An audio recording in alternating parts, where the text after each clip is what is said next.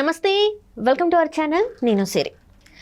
So ఇప్పుడు ఏపీలో అయితే ఎంపీలకి ఇండియా కూటమి గాలం వేస్తున్నట్టు కొన్ని వార్తలు అయితే చెక్కలు కొడుతున్నాయి. మరి ఇందులో ఎంతవరకు వాస్తవం ఉంది అనేది మనకు వివరించడానికి మనతో పాటు ఉన్నారు ప్రముఖ senior journalist doctor Durga Vadlamani గారు. నమస్కారం. నమస్తే. మరి ఇప్పుడు చూస్తున్నట్టయితే ఇక్కడ ఏపీలో కూటమి పోటీ చేస్తుంది. అంటే కూటమి అంటే బీజేపీ, తెలుగుదేశం ఇంకా జనసేన పోటీ చేస్తున్న సమయంలో ఏపీలో ఎంపీలకి ఇండియా కూటమి గాలం వేస్తుందని చెప్పేసి మనకి వార్తలు వస్తున్నాయి. అసలు ఏం జరుగుతుంది అనుకోవాలి దీన్ని? అంటే ఏం లేదండి, ఇప్పుడు మనం ఎలా తీసుకోవాలంటే దీన్ని అంటే ఇప్పుడు మనం జరుగుతున్న పరిణామాల నేపథ్యంలో ఇప్పుడు 6 అయ్యాయి కదా మనకి. సో 6వ దశ కూడా అయిపోయింది ఎన్నికలు. అంటే దీన్ని ఏమంటాం మనం, సార్వత్రిక ఎన్నికలు. సో ఇంతవరకు చూసుకుంటే 4వ దశకు వచ్చేసరికి అంటే దక్షిణాది కంటే ఉత్తరాదిలో మనకి ఎక్కువ పోలింగ్ జరగలేదు. సో దాని ప్రకారం చూసుకుంటే అంటే ఇప్పుడు అందరూ చెప్పేది ఏంటంటే ఎస్పెషల్లీ అపోజిషన్ పార్టీసు, మోదీ హవా తగ్గింది, మోదీకి ఎక్కువ సీట్లు రావు, 250 కంటా రావు అనేది కొంతమంది చెప్తున్నాయి. ఇది సర్వేలు కావచ్చు, లేకపోతే కొంతమంది చెప్తున్న మాట. సో ఈ నేపథ్యంలో ఇప్పుడు ఇండియా కూటమి ఏమనుకుంటుందంటే, అంటే ఇండియా కూటమి అంటే కాంగ్రెస్ వాళ్ళకి కొంచెం ఎక్కువ సీట్లు వచ్చాయనుకోండి, మేబీ ఒక 150 వాళ్ళకి వచ్చి 250 వీళ్ళకి వచ్చాయని అనుకుందాం మనం. అప్పుడు వాళ్ళకి బార్గెనింగ్ పవర్ పెరుగుతుంది. అంటే వాళ్ళు కొంచెం అందరి ప్రభుత్వాన్ని ఫామ్ చేయడానికి ముందు ఎంపీలు అందరినీ కొనుక్కుంటే ఇది ట్రేడింగ్ లాగా, హార్స్ ట్రేడింగ్ లాగా వాళ్ళు కొంచెం ఫామ్ చేయడానికి అవకాశం ఉంటుంది. అంటే జాతీయ పార్టీ కింద వాళ్ళు అక్కడ ఢిల్లీలో వాళ్ళు పార్టీని వాళ్ళు నడపచ్చు, కాంగ్రెస్ వాళ్ళే పెత్తనం తీసుకోవచ్చు, పరిపాలించవచ్చు అని.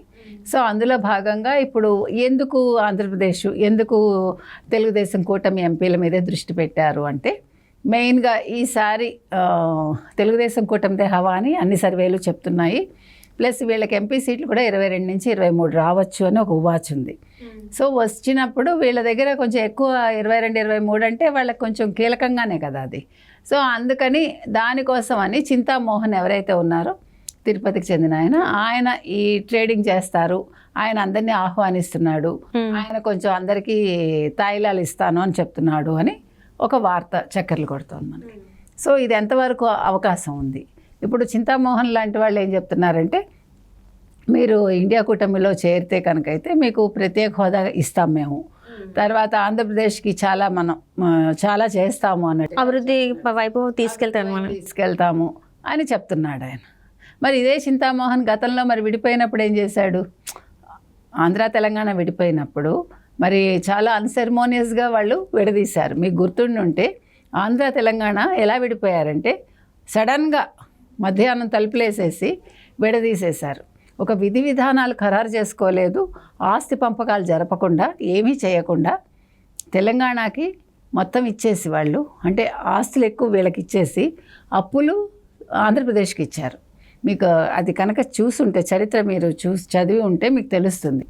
కాబట్టి అది చాలా తప్పు. ఇప్పుడు ఒక రాష్ట్రాన్ని మీరు విభజించేటప్పుడు ఆస్తులు అప్పులు 2 సమానంగా ఇవ్వాలి. ప్లస్ ఆంధ్రప్రదేశ్ పెద్దది కాబట్టి ఆస్తులు కూడా ఎక్కువ ఇవ్వాలి. అప్పులు ఎలాగైతే ఎక్కువ ఇచ్చారో మీరు ఆస్తులు కూడా ఎక్కువ ఇవ్వాలి. అలా ఇవ్వకుండా, అవేమీ ఖరారు చేయకుండా, అసలు మీకు ఆంధ్రప్రదేశ్కి రాజధాని అనేది లేకుండా వాళ్ళు అలా చేసేసి చాలా అన్యాయం చేశారు ఆ రోజు. కాబట్టి ఆ రోజు వీళ్ళందరూ నిద్రపోతున్నారా? కాంగ్రెస్ వాళ్ళే కదా చేశారు. ఇప్పుడు ఈరోజు కాంగ్రెస్ వాళ్ళు ఏ మొహం పెట్టుకుని అడుగుతారు వీళ్ళని? ఇప్పుడు కాంగ్రెస్ తరఫున చింతామోహన్ ఎట్లా అడుగుతాడు అసలు ఆ మాట? ఎంత ధైర్యం ఉంటే అడుగుతాడు అంటే, మీకు అవసరమైనప్పుడు మీరు అలా చేస్తారు, ఇప్పుడు అవసరమైనప్పుడు ఇట్లా కాళ్ళ బేరానికి వస్తారా మీరు? మనం ప్రాక్టికల్గా ఆలోచిస్తే చాలా అన్యాయాలు జరిగాయి ఆంధ్రప్రదేశ్కి. ఆ రోజు విడిపోయినప్పుడు చాలా అన్యాయాలు జరిగాయి. కాబట్టి ఈ రోజుకి కూడా ఇప్పుడు ఈ 2వ తారీఖుకి 10 ఏళ్ళు అయిపోతుంది. ఇక్కడ ఉమ్మడి రాజధాని కోల్పోతారు వాళ్ళు. ఇప్పటి వరకు అసలు మీకు ఎక్కడ విభజన చట్టం అమలు కాలేదు. మీకు తెలిస్తే విభజన చట్టం అమలు కాలేదు. మరి వాటి గురించి 10 ఏళ్ళుగా మీరు నిద్రపోయారా కాంగ్రెస్ వాళ్ళు? ఈరోజు వచ్చి ఎట్లా మాట్లాడతారు? మీరు ఏమిస్తారు మీరు ఆంధ్ర వాళ్ళకి? ఇప్పుడు కొత్తగా మీరు వచ్చి చేసేదేంటి? మీకే దిక్కు లేదు అక్కడ. ఈరోజు ఇండియా కూటమే విన్ అవ్వదు. వాళ్ళు అనుకుంటున్నారు, భ్రమల్లో ఉన్నారు, మనకు ఎక్కువ సీట్లు వచ్చేస్తాయి, మన అందరి దగ్గర మనం ఎంపీలను కొనేస్తే ఎందుకంటే వాళ్ళకి తమిళనాడు ఎలాగా స్టాలిన్ డిఎంకే వాళ్ళతోటే ఉంది, కాంగ్రెస్ కూటమిలోనే ఉంది కాబట్టి, ఇండియా కూటమిలోనే. సో అట్లా ఎక్కడెక్కడ ఉన్నాయో చూసుకుని ఎక్కడెక్కడ లేరో వాళ్ళకి గాలం వేస్తున్నారు వీళ్ళు. సో ఇది జరిగే పని కాదు చెప్పాలంటే. అంటే చాలా వరకు చూస్తున్నట్టయితే ఈసారి మోడీ గారు అనుకున్నన్ని స్థానాలలో వచ్చే అవకాశం లేదు కాబట్టి వీళ్ళు అంటే అక్కడ సెంట్రల్లో కాంగ్రెస్ వచ్చే సూచనలు ఉన్నట్టు కూడా కొంచెం వినిపిస్తున్నాయి. వాళ్ళకు కూడా సీట్లు ఎక్కువ వచ్చే అవకాశం ఉందని కూడా దానివల్లే వీళ్ళు ఇట్లాంటి ప్రయత్నాలు చేస్తున్నట్టు కూడా మరి అనిపిస్తుంది. ఇందులో వాస్తవం లేదంటారా మరి? ఎట్లా ఉంటుందమ్మా ఇంకొక విషయం, అసలు ఇప్పుడు మనం ఫస్ట్ ఒక పాయింట్ ఏం మాట్లాడుకోవాలంటే, ఇప్పుడు తెలుగుదేశం కూటమి ఎవరెవరితో ఉన్నారు? తెలుగుదేశం కూటమితోటి జనసేన మొదటి నుంచి ఉంది, బీజేపీ తర్వాత వచ్చి చిట్ట చివర వాళ్ళు చేరారు కూటమిలో. సో బీజేపీని కాదని మీతో వస్తుందా? తెలుగుదేశం కానీ జనసేన కానీ మీతో చేరతారా? అనుకుందాం. ఇప్పుడు జనసేనకి 2 ఎంపీ సీట్లు వాళ్ళు తీసుకున్నారు, 6 ఎంపీ సీట్లు బీజేపీకి ఇచ్చారు, మిగతావి తెలుగుదేశం చేతిలో ఉన్నాయి. సో 6, 2, 8 పోతే ఎంత ఉన్నాయి? ఇంకా 25లో 17 సీట్లు తెలుగుదేశానికి ఉన్నాయి. తెలుగుదేశం మీతో ఎందుకు చేరుతుంది అసలు? బీజేపీ ఎలా చేరుతుంది అసలు? జనసేన ఎందుకు చేరుతుంది? అంటే ప్రాక్టికల్గా వీళ్ళు అడగటానికైనా ఒక అర్థం ఉండాలి. అంటే విభజించి పాలించు అనేది ఇక్కడ వర్తించదు. ఇప్పుడు అవసరం కోసం మేము మిమ్మల్ని చేర్చుకుంటాము అంటే బీజేపీ ఎలాగా చేరదా అనుకుందాం. ఇప్పుడు 6 ఎంపీ సీట్లు పక్కకు పెట్టేస్తే మనకి 19 సీట్లు, 19లో జనసేన కూడా వెళ్ళలేదు అనుకుందాం. అప్పుడు తెలుగుదేశం జనసేనతో విడిపోతుందా, లేదా తెలుగుదేశం బీజేపీతో విడిపోతుందా? అది జరిగే పనా? ఇప్పుడు వాళ్ళు ముగ్గురు కలిసి అక్కడ రేపొద్దున్న ఆంధ్రప్రదేశ్లో వాళ్ళు ప్రభుత్వాన్ని ఏర్పాటు చేస్తారు అనుకుందాం, 4వ తారీఖు రిజల్ట్స్ వచ్చినప్పుడు వాళ్ళతో విడిపోదు కదా. ఇప్పుడు రాష్ట్రంలో వాళ్ళతో కలిసి ఉండి కేంద్రంలో మీతో కలుస్తుందా తెలుగుదేశం? ఏమన్నా ప్రాక్టికల్గా మనం ఆలోచిస్తే ఇవి జరిగే పనులా కాదు కదా. అసలు ఇండియా కూటమి ఇలాంటి పిచ్చి ఆలోచనలు చేయటం కూడా తప్పే. ముందు అసలు నువ్వు ఎన్ని నెగ్గుతావో ఆలోచించుకో. నీకు అసలు ముందు నువ్వు అక్కడ ప్రభుత్వాన్ని ఏర్పాటు చేసేంత శక్తి వాళ్ళకు వస్తుందా లేదా? ఇప్పుడు ఎంత చూసుకున్నా పోనీ మీరు ఎంత చూసుకున్నా కూడా 300 సీట్లు అయితే తగ్గవు కదా బీజేపీకి. 300 సీట్లు గ్యారంటీగా వస్తాయి వాళ్ళకి. ఎందుకంటే మోదీ మీద ఏమీ వ్యతిరేక భావన లేదు. మేబీ ఇదొకటి అంత చరిష్మా ఉండకపోవచ్చు, అది వేరే విషయం. బట్ 300కి తగ్గనప్పుడు మనకి వాళ్ళు ఏ రకంగా ఫామ్ చేస్తారు? 300 పైనే వీళ్ళకి వస్తాయని అనుకుందాం. కూటమిలో ఉన్నారు కాబట్టి వీళ్ళు కూడా చేరతారు వాళ్ళతోటి. So it is easy for BJP to form a government. Rather కాంగ్రెస్కి అక్కడ ఫామ్ చేసే అవకాశం లేదు. కాబట్టి చింతామోహన్ లాంటి వాళ్ళు ట్రై చేసినా, మరొకళ్ళు ట్రై చేసినా ఇది జరిగే పని కాదు. ఇంకొక విషయం, చింతామోహన్ షర్మిలను తిట్టాడు కదా ఇవాళ, మరి తప్పు కదా. షర్మిలకి అటువంటి నాయకురాల లక్షణాలు లేవు, ఒక అధ్యక్షురాలుగా ఆవిడ పనికిరాదు, పనికిమాలిన మాటలన్నీ మాట్లాడాడు కదా. మరి ఈ మాట నువ్వు ఆ రోజు ఎందుకు చెప్పలేదు డీకే శివకుమార్కి? డీకే శివకుమార్ ఆవిడ్ని అధ్యక్షురాలను చేసినప్పుడు, ఆవిడ కాంగ్రెస్లో కలుస్తోందని తెలుసున్నప్పుడు మరి ఎందుకు ఆయన రేస్ చేయలేదు ఆయన అభ్యంతరాన్ని? ఆ రోజు నోరు మూసి కూర్చున్నాడా? అంటే ఇప్పుడు కాంగ్రెస్లోనే ఉంది ఆవిడ. ఇప్పుడు కాంగ్రెస్లో ఉన్న వ్యక్తిని, ఒక మహిళని నువ్వు ఆ రకంగా కించపరచడం తప్పు కదా అంటున్నా.